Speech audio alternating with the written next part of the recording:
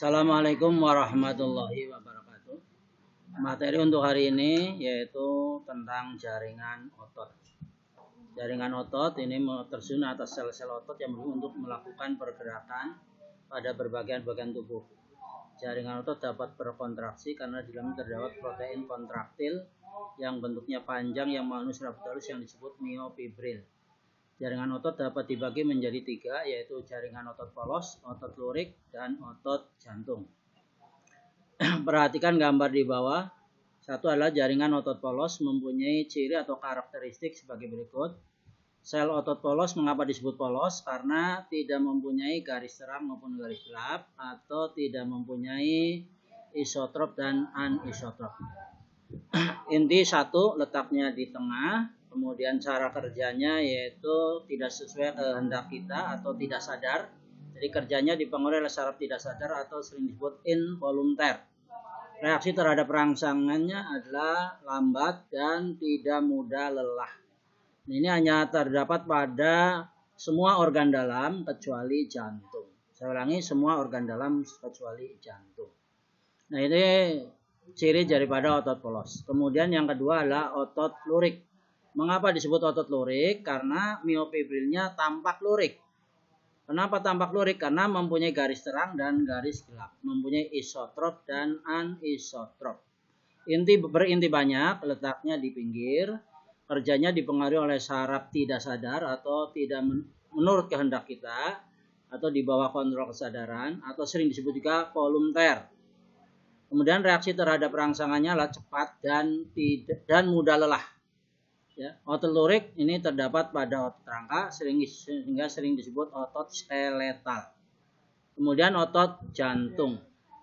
Otot jantung ini spesifik, yaitu mempunyai morfologi seperti otot lurik, yaitu lurik ada garis terang dan garis gelap, ada isotrop dan anisotrop. Cuma myofibrilnya bercabang. Nah, ini yang membedakan antara otot lurik dengan otot jantung. Otot jantung ini mempunyai inti satu, letaknya di tengah. Pada percabangan otot jantung ini ada cincin pengikat yang disebut diskus interkalaris. Cara kerjanya atau reaksi terhadap rangsangannya adalah lambat, tapi tidak mudah lelah. Dan dipengaruhi oleh saraf tidak sadar atau involunter. Nah, ini ciri-ciri daripada otot jantung. Kemudian fungsi dari masing-masing otot. Otot polos ini mempunyai fungsi yaitu untuk menggerakkan berbagai jenis organ yang terutama organ dalam kecuali jantung. Semua organ dalam kecuali jantung. Sedangkan otot lurik ini merupakan otot yang menggerakkan tulang atau sebagai alat gerak aktif karena bisa menggerakkan tubuh kita. Dan otot jantung yaitu untuk mengkontraksi jantung atau untuk memompa darah. Nah, ini ciri-ciri daripada otot. Nah, sekarang apa perbedaan dan persamaan antara otot polos dengan otot lurik? Kalau dilihat dari cirinya, ini semua berbeda. Baik cara kerjanya, strukturnya, ini semua beda. Tapi untuk otot polos dengan otot jantung, ini ada persamaan dan perbedaan. Persamaannya dilihat dari cara kerjanya yaitu dipengaruhi oleh saraf tidak sadar atau involunter. Kemudian reaksi terhadap rangsangannya lambat dan tidak mudah lelah. Kemudian perbedaannya kalau otot polos itu tanpa adanya garis lurik atau tanpa adanya garis terang dan garis terang, sedangkan otot lurik mempunyai garis terang dan garis gelap. Nah, ini perbedaan dan persamaan antara otot polos dengan otot lurik. Kemudian otot polos dengan otot jantung.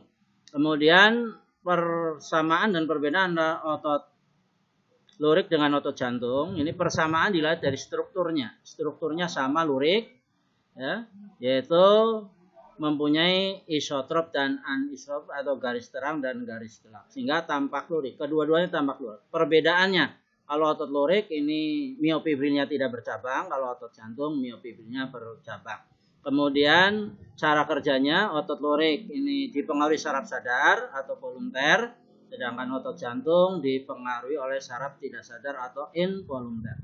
Reaksi terhadap rangsangnya otot lurik ini cepat, mudah lelah, sedangkan otot jantung lambat, tidak mudah lelah. Nah, ini perbedaan dan persamaan antara otot lurik.